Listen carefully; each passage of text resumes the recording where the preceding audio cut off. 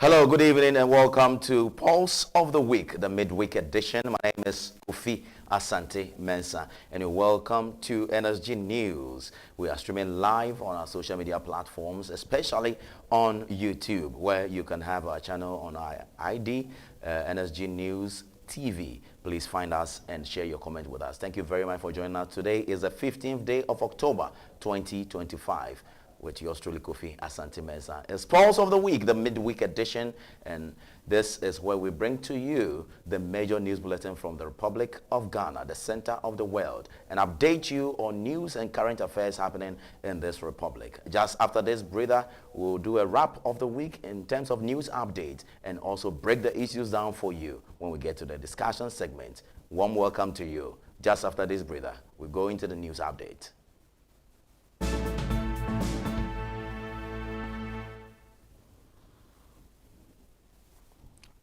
Hello everyone, welcome to Pulse of the Week, and this is your man, Kofi Asante Mensah. And just a reminder that we are streaming live on all our social media platforms, especially on YouTube, where you can have our channel at NSG News TV, NSG News TV. Please do share your comment with us and share our link to your friends and family. We'll be happy to hear from you. And we'll begin today's bulletin, the October 15th, 2025 bulletin from the Office of the Vice President.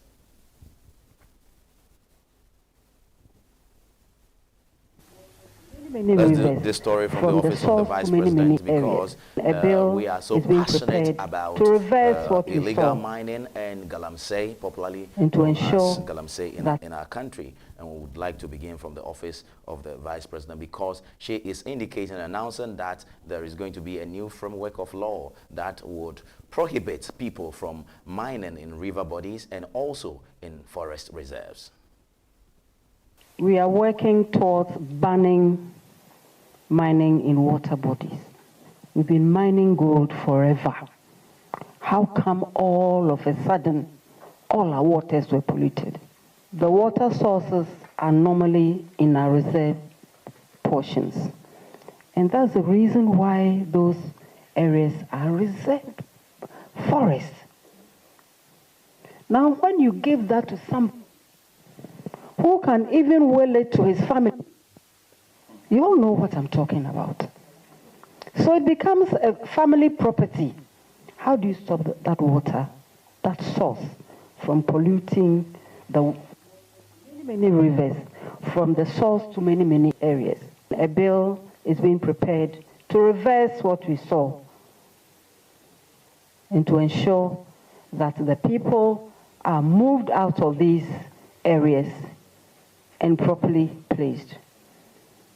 What's even more disturbing also is the fact that when some mine, they just leave the place bare. We are having reports of people falling into the pits.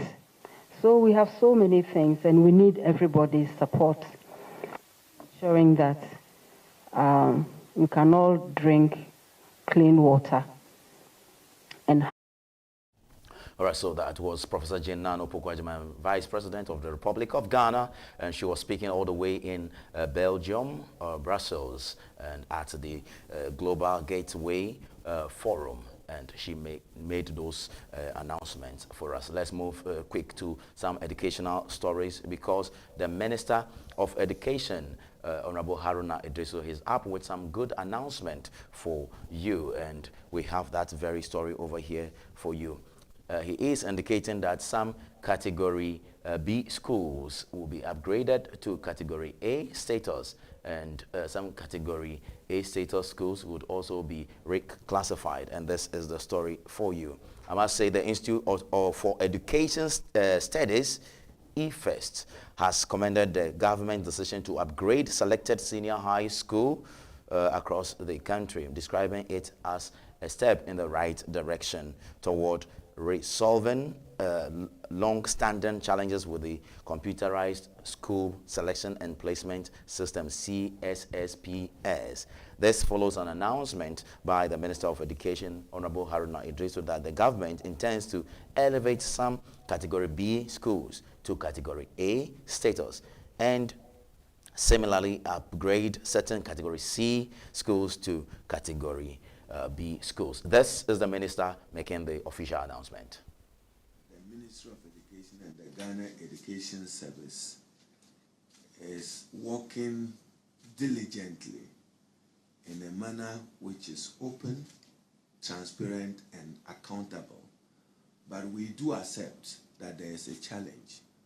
When you have vacancies of 76,000 and you have applicants desiring to fill 76,000 with 393,000, you definitely will have a difficulty and struggle as I'm struggling. It could be any of you sitting here as Minister for Education. How can you fill 76,000 vacancies with 393 qualified applicants? That's a near impossibility. So we are doing our best. Category A, Category B, Category C, justifiably, every parent wants a child to be in a Category A school, but we haven't. In the last month, we haven't expanded infrastructure at any Category A school to have done the magic for us.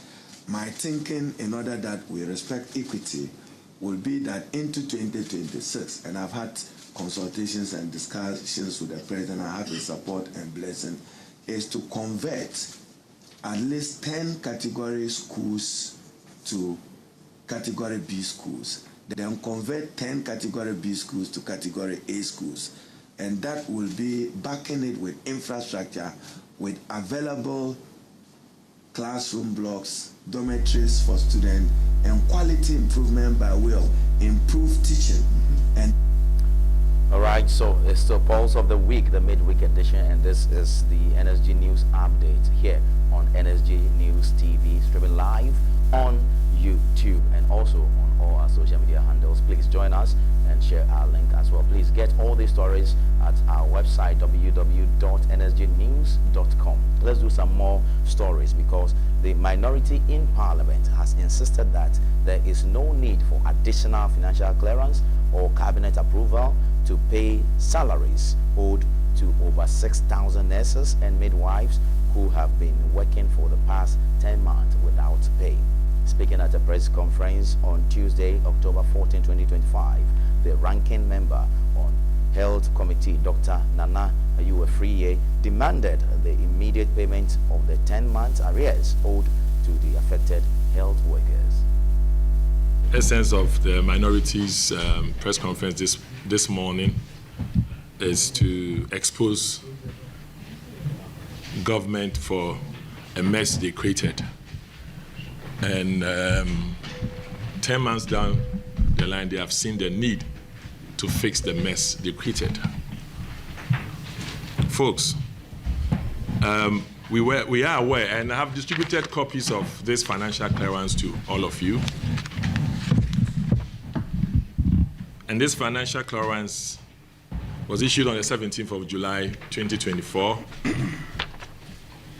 The item 2 is, the Honorable Minister of Health is hereby granted financial clearance to enable the ministry engage 15,200 nurses and midwives who have graduated from the public and private institutions.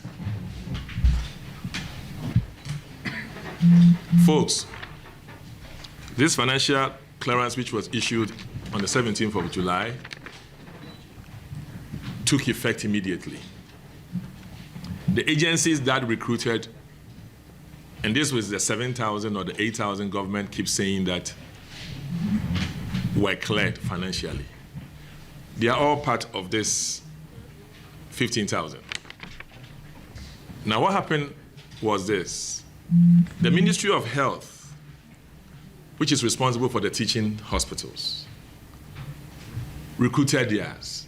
So on the same financial clearance, last year, they recruited theirs and they were paid 5 months. So all those who the ministry recruited with regards to this clearance had their 5 months salaries from July, August, September, October.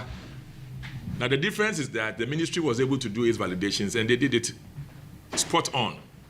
Now, CHAC the Christian Health Association of Ghana, they also use the opportunity to recruit theirs.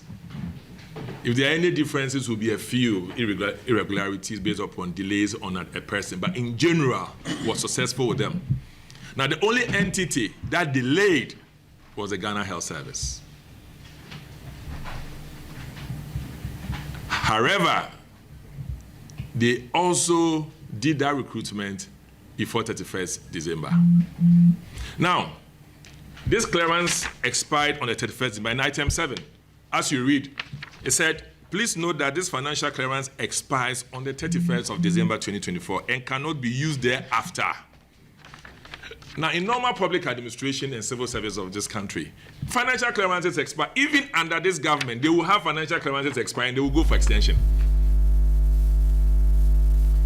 Right, so that's the minority over there, and they are insisting there is some financial clearance, so government should go ahead and make payment to those affected nurses and midwives who have not been paid for the past 10 months.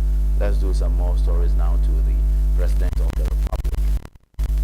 President John Dramani Mahama has announced that Ghana and China have reached an agreement in principle to grant Ghanaian products zero tariff access to the Chinese market, with the formal signing expected by the end of October 2025.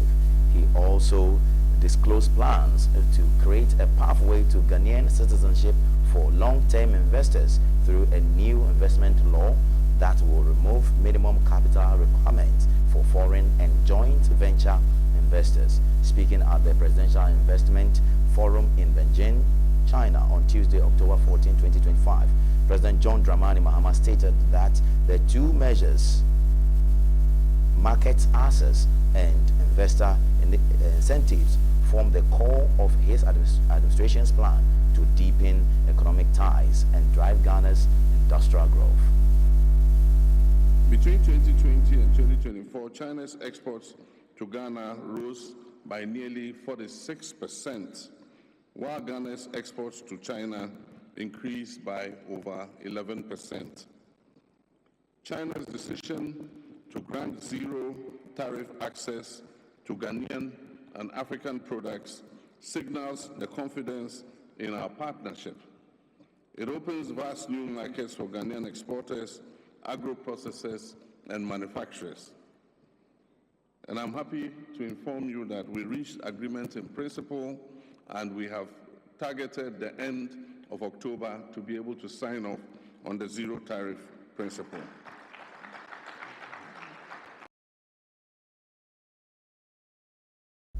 Right, so this is President John Dramani Mahama over there, and this is how President John Mahama entered into that plush presidential investment summit. And we have the video for you, how President John Dramani Mahama arrived in China and was ushered in for that very special investment forum.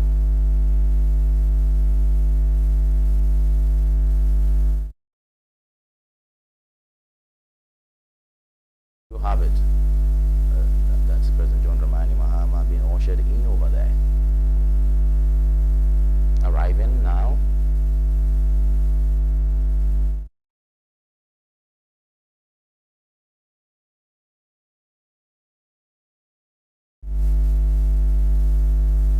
President John Dramani Mahama being ushered in.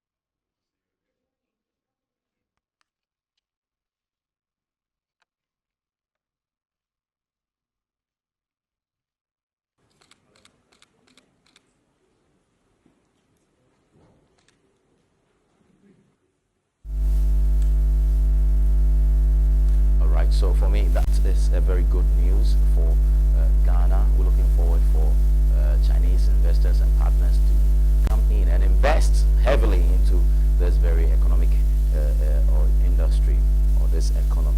let's go to the Volta region, and the Vice President, Professor Jane Nanopoku Ajaban, has announced that the government will bear the full cost of burial for the 16 victims who lost their lives in the recent Okuma boat disaster at Kitikrachi in the Oti region of the Republic of Ghana. The Vice President made this known during a visit to the affected community, where she met with grieving families and residents. We'll go for a quick breather. When we return, there's more for you here on Pulse of the Week, the midweek edition, and this is NSG News Ahmed. Please stay with me just after this breather. There is more for you. A whole new beginning. Get used to it. I have stepped into my new beginning. Yesterday is gone. Yesterday of darkness is gone. A whole new beginning. Yeah, yeah, yeah. Get used to it. I've stepped into my new level. See me watching me flying on eagle's wing. A whole new beginning.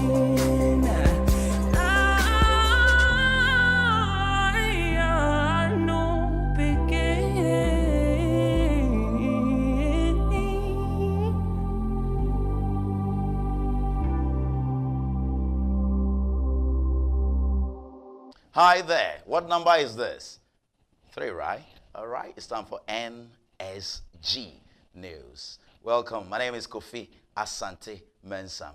And here at NSG News, you'll get serious documentary to watch, news, reviews, views, and what have you. Because we have Pulse of the Week and also exclusive on the hot seat.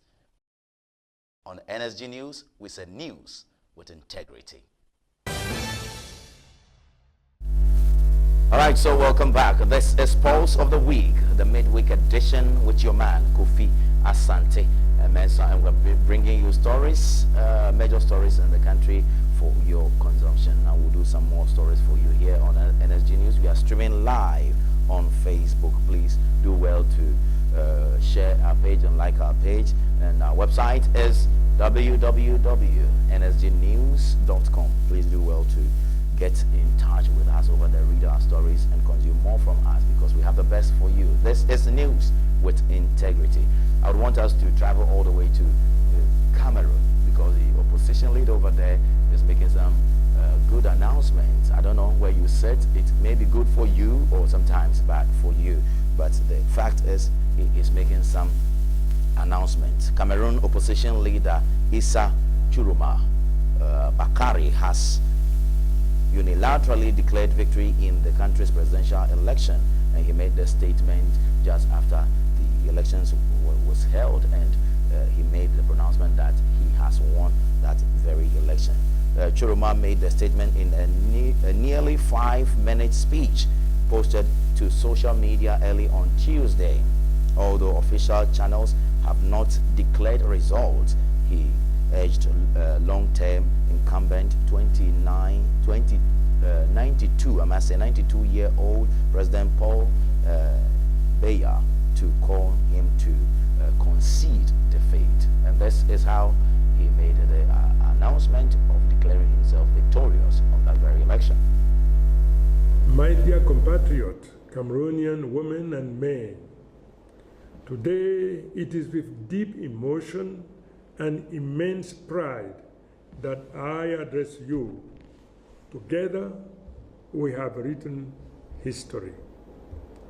Throughout this campaign, I saw a Cameroon standing tall.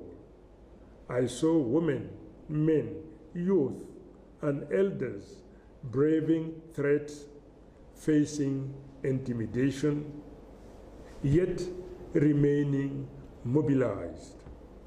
I saw voters keeping watch in polling station until the end of the night, protecting their voices, defending the truth of the ballot box.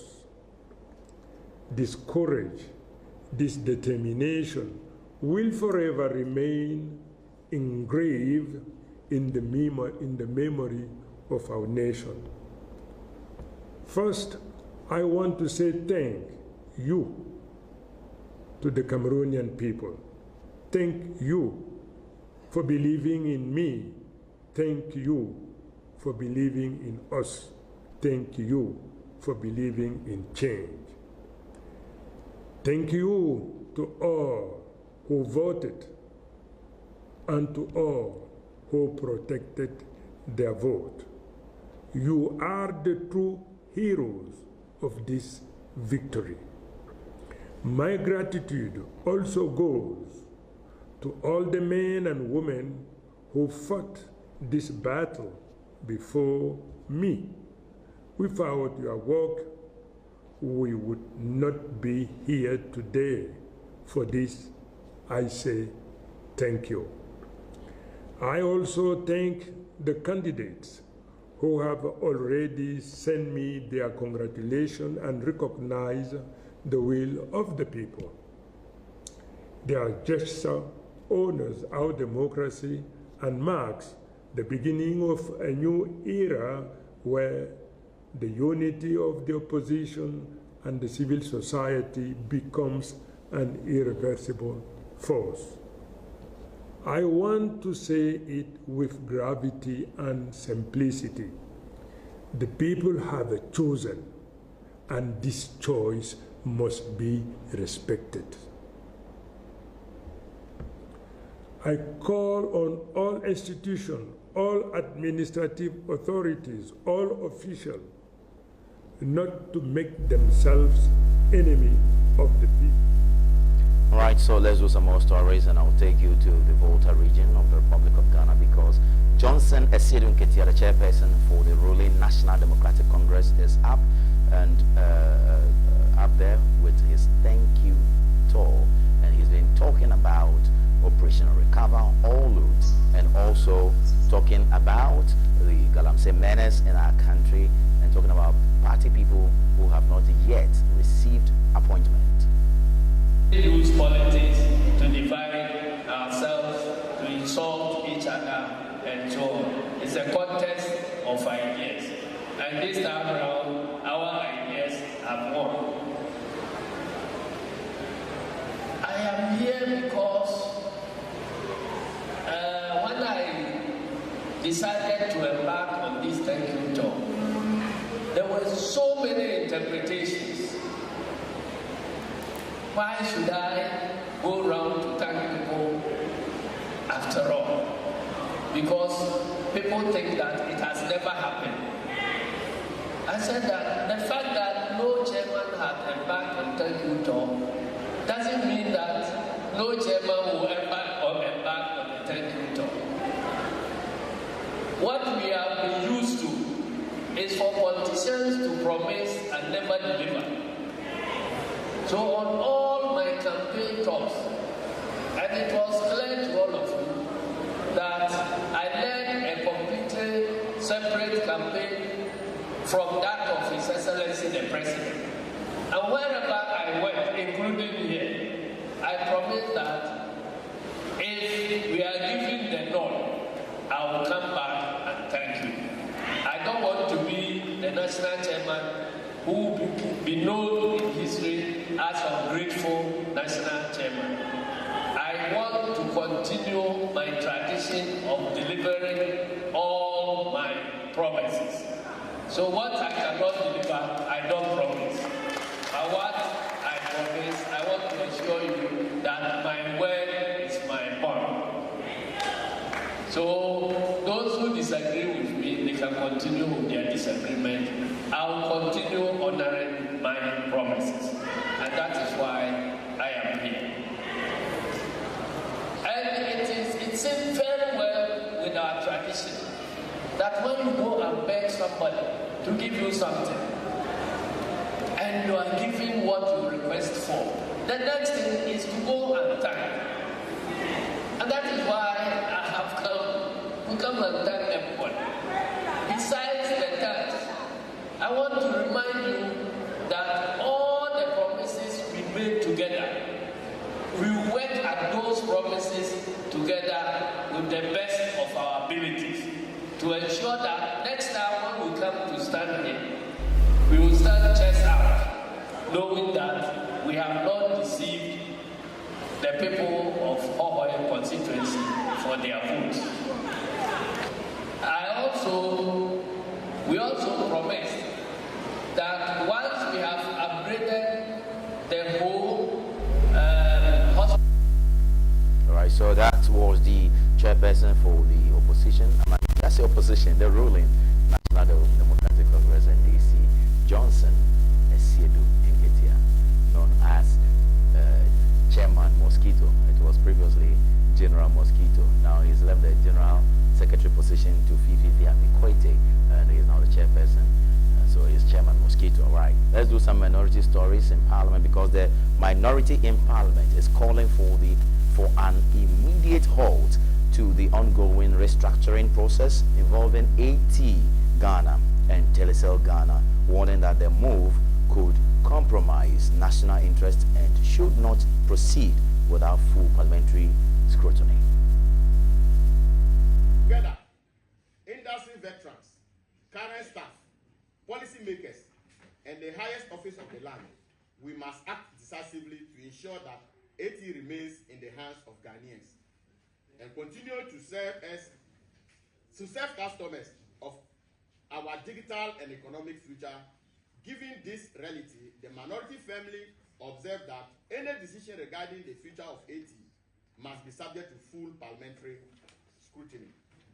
We are therefore demanding an immediate stop to the current consolidation, acquisition, merger, or transaction, a comprehensive parliamentary inquiry into the circumstances and terms of the proposed consolidation, full disclosure of all agreements, correspondence, and reports, including the transactional advice, recommendations of Afrotex, Recton, highest and best use of AT Ghana, a high-powered deep insight with ATC to ascertain the level of indebtedness and settle the impasse they have led to the withdrawal of services to. Right, so that was the minority in Parliament calling for the abrupt end or the immediate stop or end of the AT Ghana and Telecel Ghana restructuring negotiation, calling on Samuel Nate George, the Communication and Digitalization and Innovation Minister, to pay attention to what they are saying. We'll look at how this very issue goes. And just a reminder that we are streaming live on Facebook. Please join us, NSG TV. And my name is Kofi Asante Mensah. This is Pulse of the Week, the midweek edition, and this is the news update. Let's do some more stories for you here on Pulse of the Week, the midweek edition. We go to the camp of the New Patriotic Party relating to the flag bearership race, because Dr. Mahmoud Bawumia is already in the news, and I must say he is preparing to launch or relaunch his campaign. But this one, he's indicating in this video clip I have for you that he is so optimistic. 2028, he would be victorious in that very election, that general presidential election in 2028. This is what he said in his campaign trail. Gurudu, na ushe party media ejuma me ye wo party mu me by the last 16 years me de me ho abo afore ama party 208 na me wo Bank of Ghana na me ye omo penyi governor no abedi chiri penyi no abedi chiri deputy governor of Bank of Ghana ena na Akufo-Addo be frame me o se mimbe ye na abedi chiri Samre no na President Akufo ebedi 8 years na nipa bebre cast kire me say mama njai me ejuma no na membe ye running mate o say no party a breaking 8 no enti me ba ye ndi nkunim but me kan kire o mo say President Akufo ena appointing me deputy governor enti MPP here say meba abeboa na yenya letimi di nkunim a mentimi nkase member enti me resigning me job ewo Bank of Ghana ede be ye running mate of the MPP.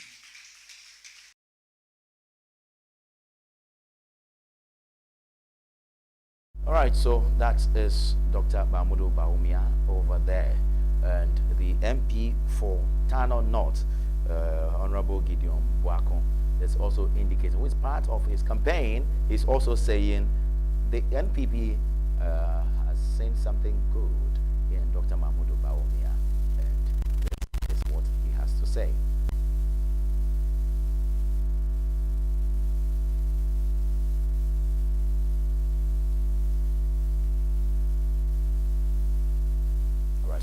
That video for you pretty shortly, but Gideon Buakon is louder than the trumpet of Dr. Mahmoud Bawumia, and people are asking if the country is already shaken because Brian Achampong and Kennedy Japan are making quite a lot of waves on the ground, and people are loving it. The delegates, I must say, loving it, and it looks like they are ready to vote for either of them. So people are asking if the camp of Bawumia is shaken a little bit. This is Gideon Buakon in that very campaign, indicating that the MPP is ready to vote for the former, the former flag bearer of the New Patriotic Party. And Gideon Buakon's video will be up very shortly. But let's go to the camp of Kennedy Akompreko Ejapon, because he is also on the ground and preparing himself for that contest in January 31st, 2026. There is no time. He's on the grounds indicating that delegates should rather vote for so much. This is what Ken has to say. The mesro me the way I see do MPP enya dia meye bibia de tia MPP. They charge me treason because of MPP. I will never do anything to destroy MPP. Now, from 1992, when was say body and soul, or didn't sika, na who are then, nim dear, Abua MPP party, a chairman Kennedy Japan. Now, me creamy we are, Namako Aquasen. Ye party, Timisramo. Obi obabia wanti yanka adwuma ho asem na obeka Kennedy Japan onye presidential material onye say look, let me tell you, we need bold men.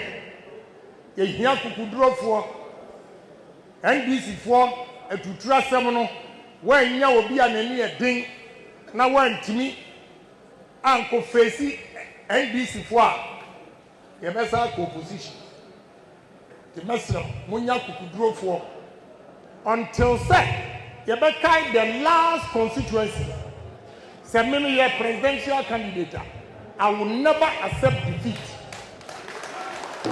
I will never accept defeat until the electoral commissioner comes out to declare. I will not make case so I will never accept defeat.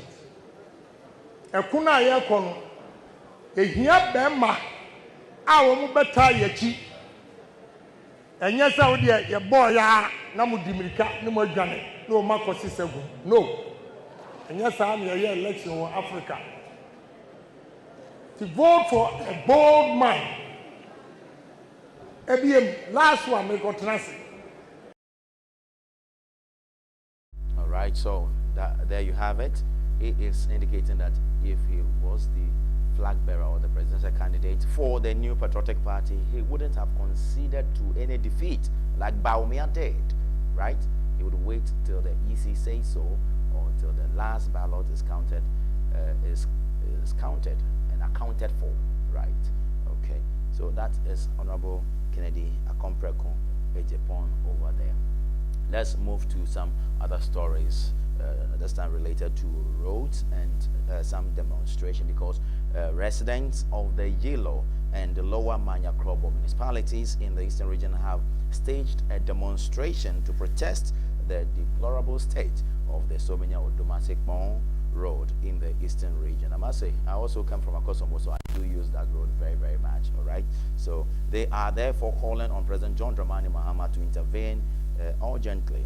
The protest, which took place on Tuesday, October 14, 2025, culminated in the presentation of a petition to the president through the municipal assemblies of Yilo Krobo and Lower Manya Krobo. The demonstration, led by a coalition of Krobo civic groups, lamented that the abandoned road project has become a source of daily hardship, affecting transportation, health, and economic activity across the Krobo area.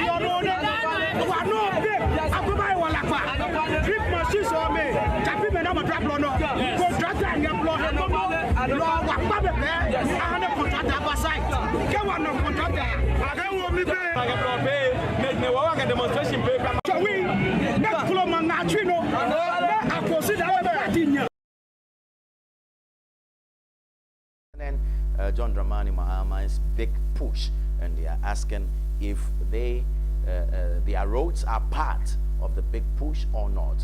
These people are not ready to give in to anything. These are areas that vote massively for the ruling National Democratic Congress. And the next story I'll be doing for you touches my heart so much, but when I finish, I have some editorial on this very subject, or have some comments to pass. But let's go to the demise of my dear and beloved brother, Ahmed Swaley. And because the member of the NDC legal and communication team, Victor Adawudu, has called for a renewed and professional investigation into the murder of the investigative journalist Ahmed Swaley. His call follows the discontinuation of the case by the Attorney General's office.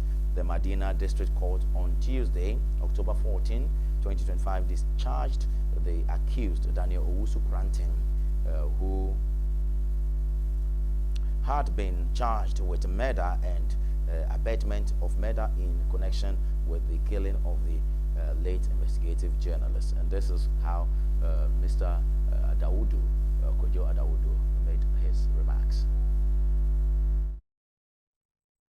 This should be something we should look at and go back to the drawing board and look at it and give a specimen, or we should have, when investigators come, look for A, look for B, what is the nexus that connects the person.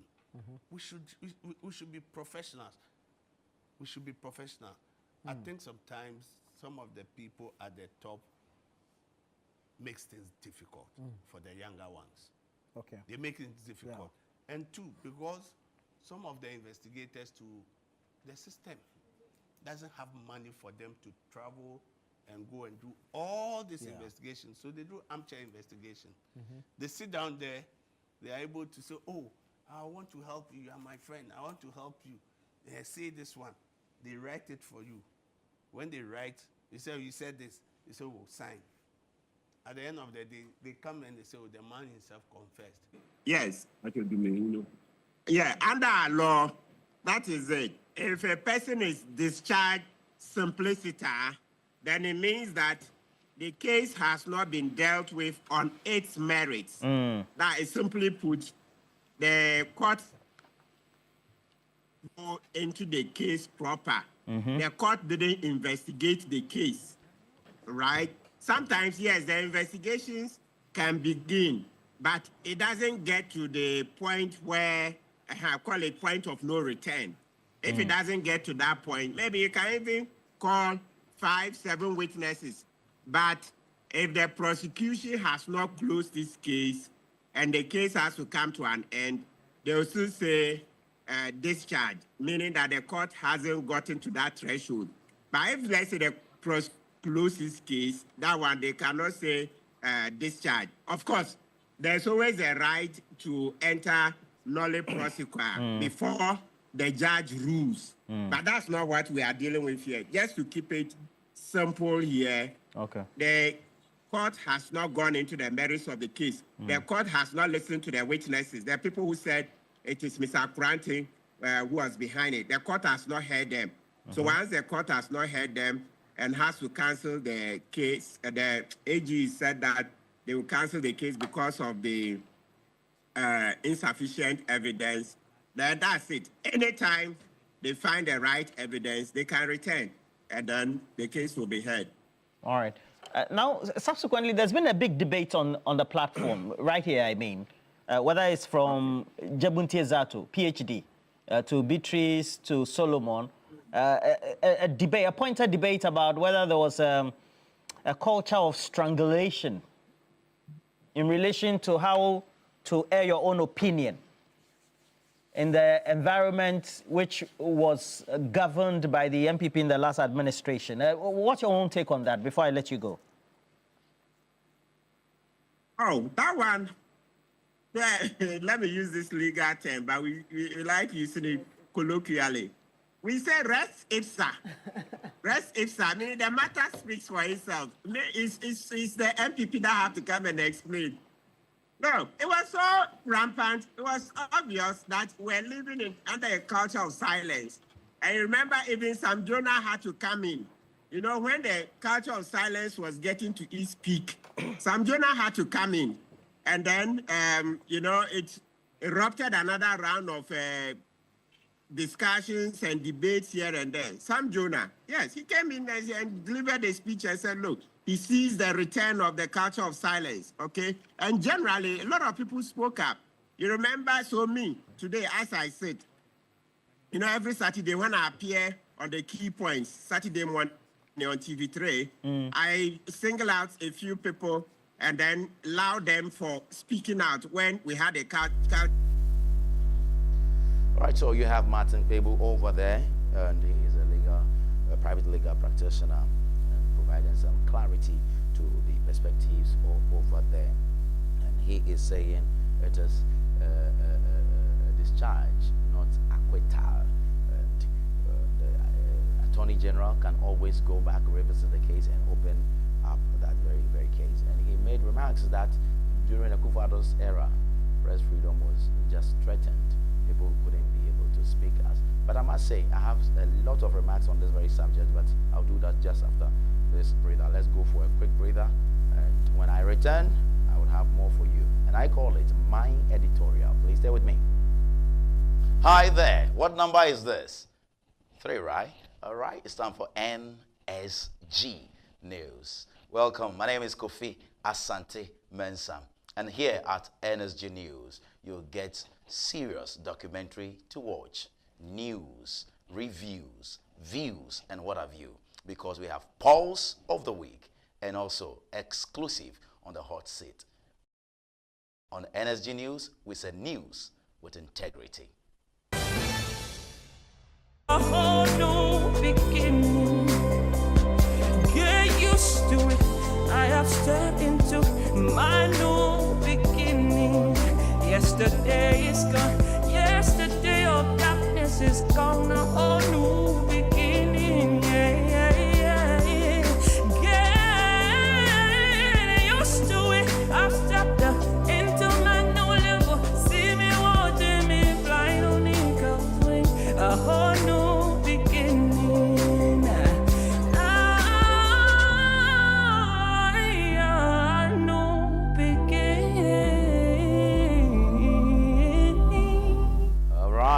Welcome back. It's still Pulse of the Week, the midweek edition with your man, Kofi Asante Mensah.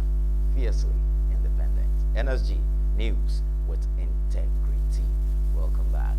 Thank you for being there for us. And if you are watching us, it's because you are doing that on our very many social media handles, especially on YouTube at NSG TV. Please share the link, share some few comments, and we'll be happy to know where you are watching us from. Thank you very much. Now, let's say a big thank you to also our great partner, our media, our sister stations, I must say, TV3, and you heard Roland Walker in that interview with Martin Pebu, and also Channel 1 TV, and they provided that video with the NDC gentleman over there, Masa Wood, so I've forgotten his name, but it's fine. So thank you very much, Channel 1 TV, and also thank you very much, TV3, and thank you to all of you. Now I have something small to say about Ahmed Hussein Swaley's demise. You know, it's been almost 8 years since this investigative journalist passed on.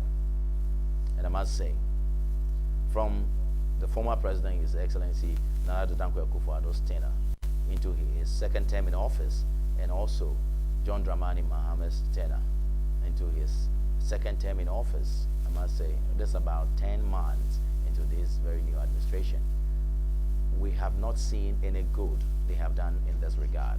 Why do I say that? You know, the United Press for Development Network, it's my organization. It's like a foundation, an NGO, a civil society organization that deepens media development, press freedom, fights for free press in this country. Okay, we have been at the forefront of this very demise of Ahmed Hussein Swaley for quite some time. And I must say, we are the only organization when the demise happened. They murdered Ahmed Hussein Swaley on the 16th of January 2017. We took to the streets of Accra at Medina, from Atomic Junction to Race Junction. We called on the police. The police told us they were not ready to provide security for us. We told them the Constitution never says if they are not ready to provide security, should back out from such a peaceful exercise. So we indicate to them we will protect ourselves. Just within 30 days, within 1 month of the demise of Ahmed Hussein Swaley, we printed T-shirts, Find Ahmed Killer's T-shirt, red, invited the media, our colleagues in the media space, and took to the streets, did a walk from Atomic Junction to the Race Junction, demanding for justice. We have been at the forefront of this case from the beginning or the inception of the murder, of the gruesome murder, I must say, the gruesome murder of Ahmed Hussein Swaley. And you see, when you do stuff like this, it gives us a fresh reminder of how he was murdered. 3 bullets into his chest, and he passed on. Close to 8 years, we have not been able to find a single perpetrator of Ahmed Hussein Swaley. His phone was taken. Several investigations. You know, I've been in touch with the family for quite some time.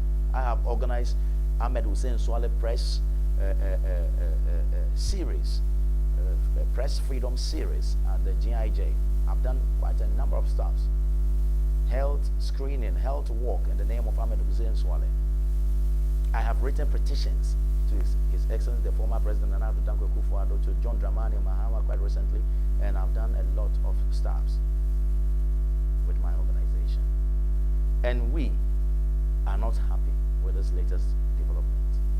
On the advice of the Attorney General, they have asked that the case should be discontinued. We are not happy with it at all, and we are so much disappointed with this administration. Unless they come back again, we are extremely unhappy with this Ahmed Hussein Swaley's murder and the way you have handled it. On the 16th of January this year, I drove all the way to the Flagstaff House, the Jubilee House, the seat of government, and presented a petition to the office of the president.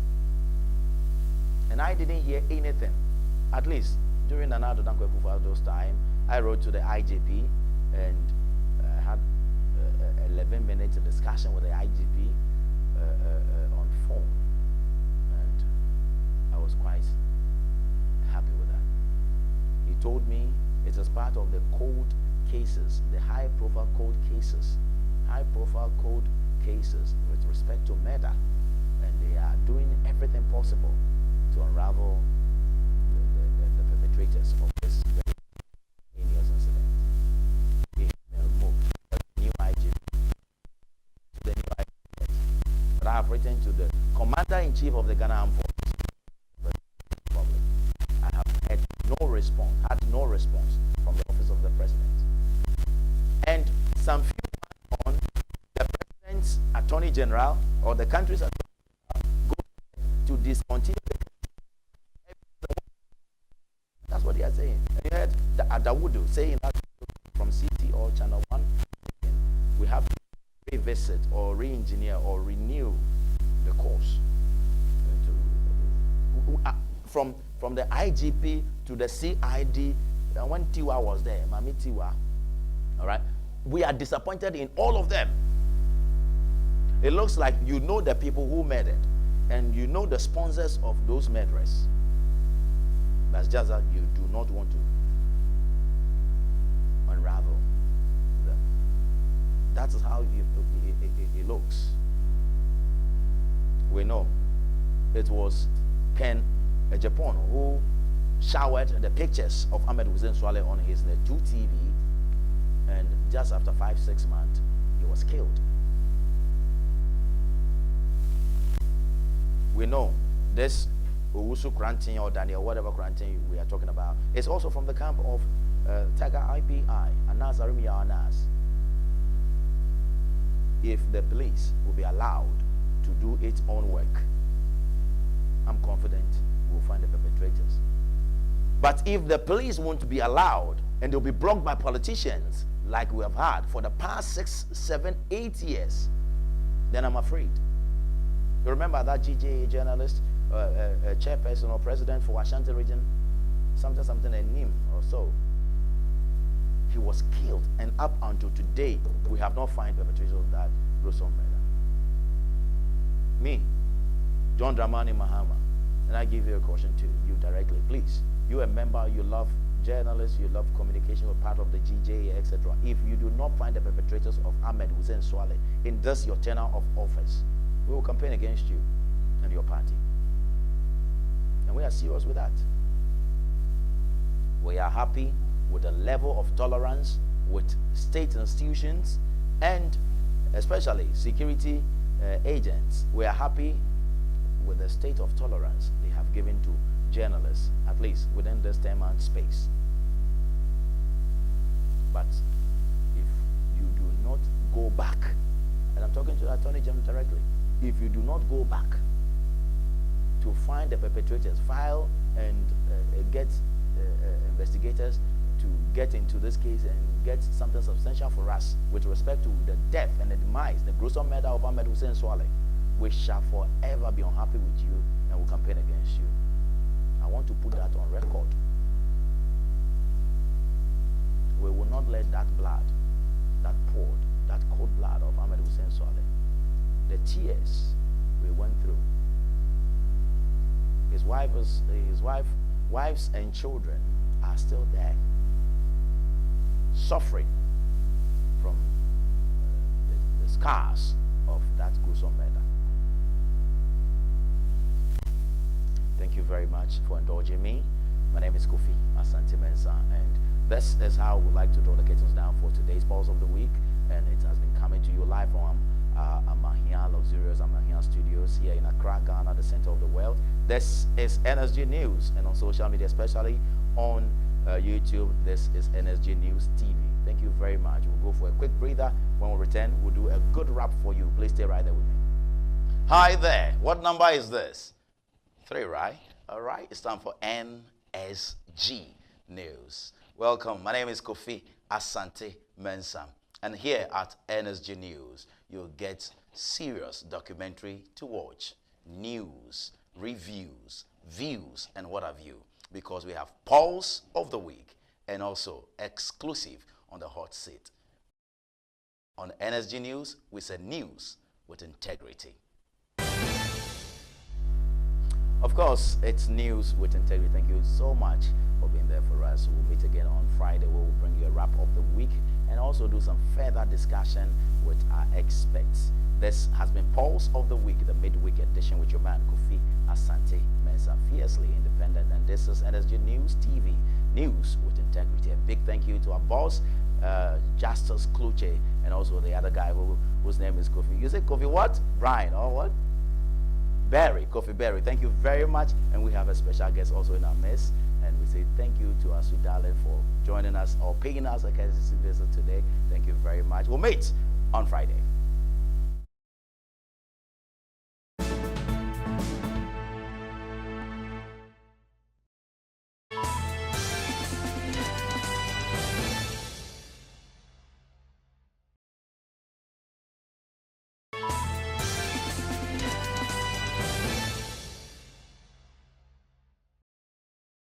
A whole new beginning. Get used to it. I have stepped into my new beginning. Yesterday is gone. Yesterday of darkness is gone.